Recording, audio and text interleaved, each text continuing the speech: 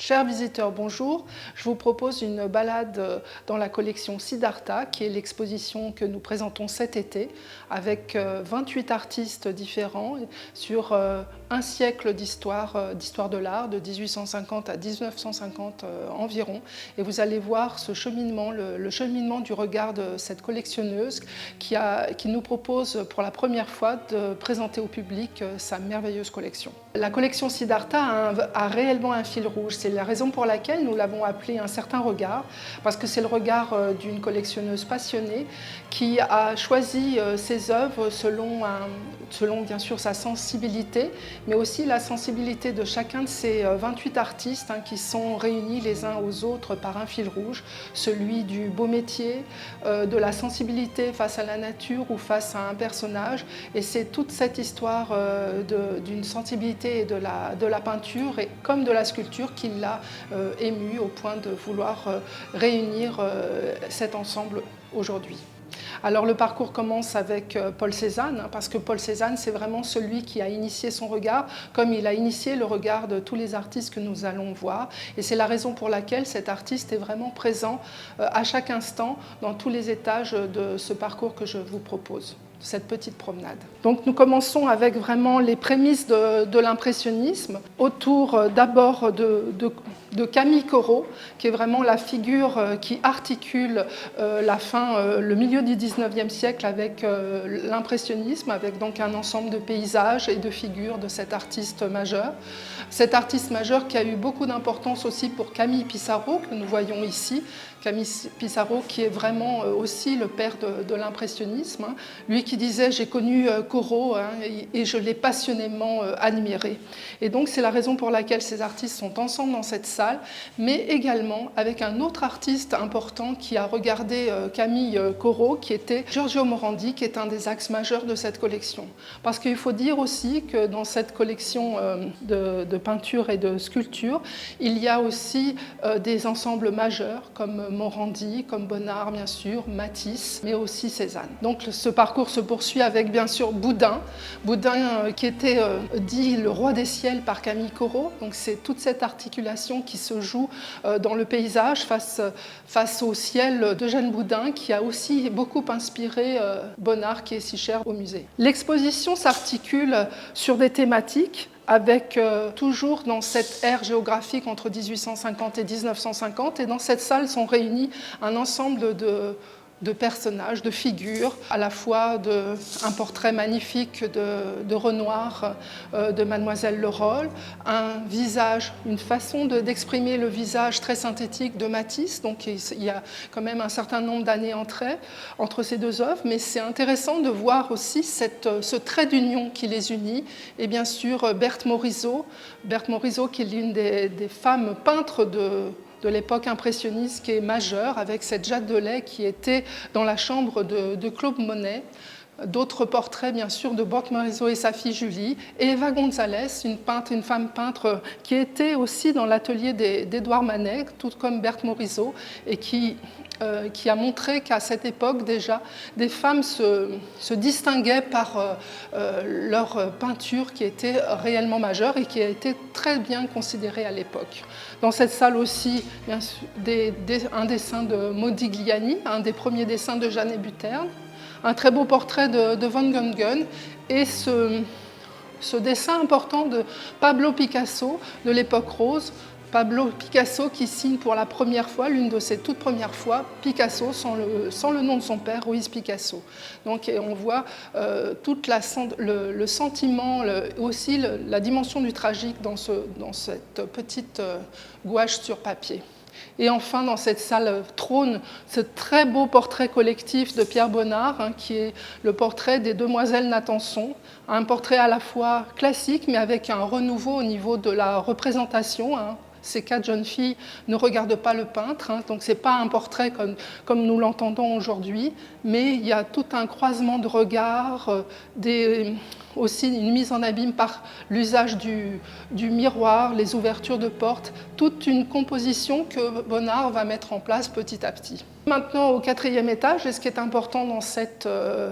espace, c'est la présence d'Edgar Degas. Edgar Degas et bien sûr Paul Cézanne, comme je le disais au tout début. Edgar Degas, dont on voit des dessins, des grands dessins, des grandes feuilles très importantes sur le sujet, les sujets qui l'ont vraiment intéressé, les danseuses et les femmes à leur toilette, avec de la sculpture qui lui servait à étudier le mouvement. Parce que Degas, c'est vraiment l'artiste qui a étudié le mouvement, et ces sculptures qui n'étaient pas destinées à un usage commercial ont été fondues après sa mort, tout de suite après sa mort, mais ça lui servait, elles étaient en cire à la base, et elles lui servaient à étudier le mouvement d'une main sur une des danseuses, le mouvement d'un bras aussi, les ombres, les différentes ombres qui pouvaient dessiner et sculpter justement le corps de ces femmes. Et ici, une sculpture avec femme à sa toilette, un nu au tub, qui est une œuvre très importante et qui montre combien Degas s'intéressait aussi aux reflets de l'eau sur les corps, à des positions qui étaient parfois très difficiles, pas forcément naturelles, mais qui montrent combien il reconstruisait totalement. Et je vous disais en préambule combien la présence de Cézanne est importante, et dans cette salle, justement, Cézanne répond à Degas dans cette articulation des nus dans un paysage, qui est un projet de baigneuse, qui est un dessin très important, qui a été exposé dans de très nombreuses expositions temporaires sur l'artiste, et qui était une étude pour le tableau 5 baigneuses qui est au Kunstmuseum de Bâle. Et on voit combien Cézanne travaillait vraiment à la composition de manière rigoureuse, puisqu'il y a une mise au carreau ici qui lui permet d'étudier les proportions. Et dans la vitrine, Camille Claudel, qui est la 3e femme artiste de cette collection que nous présentons, avec cette figure de l'implorante qui est une des sculptures les plus autobiographiques de Camille Claudel, qui appartenait au groupe de l'âge mûr et qui raconte vraiment de manière très dramatique, comme on peut le voir quand on s'approche des détails de cette sculpture, sa relation avec le grand Auguste Rodin. Nous poursuivons dans une salle consacrée au paysage moderne, avec bien sûr cette grande présence de Claude Monet, Claude Monet avec ses iris, qui est une œuvre de la fin de sa vie et qui montre combien il a exprimé par les détails de cette fleur qui est mouvante, qui est très graphique, telle qu'on pouvait le voir aussi dans les estampes japonaises, lui qui en collectionnait beaucoup. Et donc il a synthétisé ce langage des fleurs qui sont prises comme dans un cadrage, comme dans un paysage, comme si c'était une ouverture vers le ciel, une sorte d'élévation. Et sur cet ensemble mural, il y a à la fois un découpage entre différentes générations d'artistes, Giorgio Morandi d'un côté avec cette épuration, Georges Seurat, Matisse et Bonnard. Et ce qui est intéressant, c'est de voir combien le paysage construit à travers ces toits de tuiles rouges s'articule dans un paysage qui est à la fois synthétique chez Matisse, beaucoup plus travaillé au niveau de la couleur chez Seurat, mais avec un langage qui renouvelle cette approche de la nature et du paysage. Donc c'est vraiment le découpage de ces toits rouges, de ces notations colorées qui montrent la manière de chacun des artistes de s'approcher de ce qu'il comprend ou de ce qu'il ressent du paysage. Avec bien sûr des paysages une présence de Bonnard assez marquée dans cette pièce, avec une terrasse à Vernonnet, plusieurs paysages du Canet, toujours une vue de la Méditerranée avec Matisse pour cet impressionnant paysage de Collioure, et encore Cézanne avec cette partie de campagne qui montre tout l'esprit de synthèse de Cézanne dans ce paysage dont la couleur rythme chaque pan de la composition, avec différents personnages dans une toute petite surface. Il y a de très nombreux personnages, et c'est vraiment aussi le génie de Cézanne d'avoir pu faire cette articulation entre les personnages assis, debout, des femmes et des hommes, avec une percée dans la campagne aixoise. Une allée aux mimosas de Bonnard dans les ruelles du Canet, et ce magnifique vue du Canet panoramique avec une présence de la couleur, un langage propre de Bonnard de la couleur, avec ce ciel violet et une présence des nuages, une sorte d'articulation très mouvante d'un paysage et de la lumière méditerranéenne qui est généralement assez statique, mais chez Bonnard il y a une sorte de vibration donnée par la couleur. Alors bien sûr, dans cette collection, il y a à la fois des peintures et des dessins et des pièces rares, des artistes qu'on connaît moins comme Otto Dix avec un très beau dessin qui montre toute la connotation classique chez un artiste qui était connu pour avoir été un des grands maîtres de l'époque Dada. On poursuit notre petite balade avec une grande présence de Matisse, avec Faune charmant, une nymphe, donc un sujet qui l'a beaucoup préoccupé et qui l'a beaucoup habité. Donc le dessin, c'était une technique très importante pour lui, un langage formel très important, et un dessin qu'il a petit à petit épuré pour arriver à ne plus distinguer s'il s'agit d'une nymphe ou d'un faune, puisque ici le faune a conservé les attributs du bouc et les oreilles en pointe de l'animal, alors que petit à petit ils deviennent un homme et une femme que l'on va retrouver dans certaines de ses compositions, avec des dessins de plus en plus épurés. Là, celui-ci se nue aux fleurs des années 1950, 1952 plus précisément, qui montre combien la figure se métamorphose dans un langage floral, puisque ses mains deviennent des fleurs. Donc il y a toute une poésie que Matisse articule autour de la ligne. Avec la ligne, il y a aussi Modigliani, avec l'influence de la sculpture africaine que l'on retrouve ici chez Matisse, puisque c'est un Matisse qui est plus ancien, de 1906, et avec un canon qui est vraiment hérité une esthétique qui est vraiment héritée de l'art primitif que chacun de ces artistes, que ce soit Modigliani ou Matisse, pouvait collectionner ou pouvait voir dans les expositions ou au Musée de l'Homme à Paris. Et on voit combien dans cette figure, c'est presque un masque, et puis aussi quand on voit le profil, on s'attend beaucoup à voir surgir presque l'image d'une sculpture africaine qui n'avait pas les mêmes proportions que dans l'art occidental. Nous descendons vers le troisième étage de cette exposition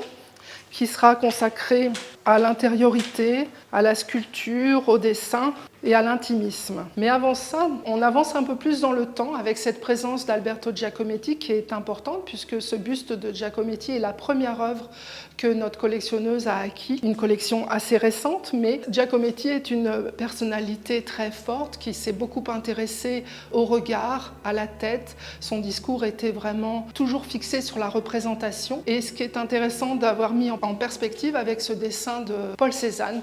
qui l'a beaucoup étudié, et regardez comment ce portrait du sculpteur Gustou que Cézanne est allé étudier dans les salles du Louvre et décomposé en facettes, comme ce buste de Lothar II, qui est une des dernières sculptures de Giacometti. Aussi, il travaille par plan, il malaxe ce plâtre, puisqu'à la base, la sculpture était en plâtre, et après, elle sera fondue, après sa mort, en bronze grâce à son frère, Diego. Et vous voyez combien son buste n'est pas une représentation exacte de la réalité, mais une représentation de ce qu'il voit. Et il le fait à un certain nombre de facettes, comme sur son visage, en appuyant l'importance donnée au regard de Lothar, qui est complètement pénétrant. Donc il y a une grande présence de ce personnage, de ce modèle qui était Lothar, qui était un photographe qui a passé beaucoup de temps dans l'atelier de Giacometti vers la fin de sa vie. Et dans cette salle sont réunis un ensemble d'œuvres importantes aussi, de son frère Diego, à nouveau de Modigliani et de Giorgio Morandi, dont on connaît bien sûr, on a vu dans ce petit parcours des paysages qui étaient rares de Morandi. Et là, on voit ces natures mortes pour lesquelles l'artiste est le plus connu. Il avait un vocabulaire de formes qui était donné par tout cet ensemble d'objets qu'il avait dans son atelier et dans lesquels il travaillait sur l'espace et sur un espace complètement épuré, sur des camaïeux de couleurs assez sourdes, assez silencieuses. Alors je disais tout à l'heure qu'on va plonger dans l'intimité. Et on plonge dans l'intimité quand on regarde les natures mortes, on regarde des scènes de petit déjeuner, comme ce magnifique petit déjeuner de Pierre Bonnard, où la lumière transcende complètement, métamorphose complètement son environnement, avec des reflets sur cette nappe, sans doute blanche à la base, mais avec cette grande baie lumineuse en arrière-plan qui vient transformer l'espace vibratoire de cette scène, avec, chez Bonnard, bien sûr, toujours un découpage de la composition, avec ces grands pans de couleurs qui donnent une autre image de cet espace intérieur et de cette intériorité du personnage qui est probablement sa femme Marthe avec son petit chien à ses pieds. Dans cette salle, donc, des œuvres encore de Bonnard avec cette magnifique gouache sur papier, mais aussi des œuvres d'artistes moins connus comme Gino Severini, et un très bel ensemble d'œuvres de Giorgio Morandi que nous allons pouvoir découvrir au fur et à mesure, toujours dans ce langage des formes et des couleurs. Et avec aussi cette très belle nature morte de Georges Braque qui dialogue magnifiquement avec la profusion d'objets qu'il a sur cette table, et à l'opposé, la solitude des objets de Giorgio Morandi. Donc on peut laisser traîner son regard sur ces différentes compositions, qu'on a l'impression qu'elles sont identiques, mais en même temps, il y a à chaque fois un renouvellement, il y a un mariage entre certains objets, les uns aux autres, avec des formes géométriques qui sont plus condensées, ou parfois, au contraire, des formes différentes, comme ici, avec presque une tonalité unique, un camailleux de brun, avec des formes différentes, des cubes, des carafes, des vases. Et c'est ce dialogue entre les objets qui a fait que Giorgio Morandi s'est vraiment intéressé à cette intériorité, son habitation personnelle. Vous savez que Morandi est un artiste qui n'a quasiment pas quitté l'Italie, qui n'a quasiment pas quitté Bologne, sa ville natale, dans lequel il avait un cheminement intérieur qui l'a conduit à réaliser cette œuvre absolument exemplaire. Alors, donc c'est un ensemble très important d'une dizaine d'œuvres de Morandi qui est dans cette collection, et c'est assez exceptionnel de pouvoir en voir autant dans une collection privée en dehors d'Italie. Dans cette salle, une autre œuvre assez rare dans les collections privées européennes, c'est une œuvre de Wilhelm Hammershøi, qui est un peintre danois, dans lequel aussi règne la puissance du silence, de la solitude, de cette femme qui était Ida, la femme de Hammershøi. Hammershøi qui aussi dialogue dans son intérieur, qui montre sa vie intime dans un silence absolu, mais avec aussi un dialogue pratiquement entre les objets les uns aux autres que l'on retrouve d'un tableau à l'autre. Et chez Vuillard, au contraire, c'est une profusion dans le décor, un dialogue néanmoins entre des personnages, plusieurs personnages, presque une scène de théâtre, et on est dans cette ambiance un peu silencieuse d'artistes qui ne peignent pas des sujets quotidiens, mais qui peignent une psychologie de l'humain, une psychologie de l'objet. À travers un objet, on voit aussi l'humain, et c'est ça qui importait chez ces artistes et dans cette collection, qui est une collection très, très intime. Sans transition, on termine avec une œuvre formidable de Fernand Léger, qui est un artiste très important, qui a une dimension sociale de l'art et qui a réalisé de très grands formats. Et ce tableau, qui est déjà d'un beau format des années 30, il en existe une autre version monumentale au Centre Pompidou. Et pour montrer que cette fonction de la peinture, c'est aussi d'aller dans le monumental, sur des monuments publics. Et c'est ça qui était important pour lui. C'est ce dialogue avec le passant, avec toutes les personnes, même celles qui ne rentrent pas au musée. Et bien sûr, la fin, elle appartient à cette collection Siddhartha, à cet œil de cette collectionneuse qui a dit « quand je fais un achat, c'est l'œil qui parle, c'est presque instinctif ». Et c'est pour vous montrer que cette collection a été bâtie vraiment avec ce regard qui lui est propre, et on a l'impression de se balader dans la maison de cette personne, dans son imaginaire, dans ce qu'elle appréciait, ce qu'elle apprécie de l'art, cette sensibilité, cette sensation que l'on a devant un ensemble de tableaux qui est merveilleux et réunis ici pour la première fois. Alors merci de votre écoute, et en espérant que cette petite balade vous donne l'envie de venir découvrir ces chefs-d'œuvre au musée Bonnard, et vous pouvez avoir toutes les informations sur le site du musée, musébonnard.fr. À bientôt.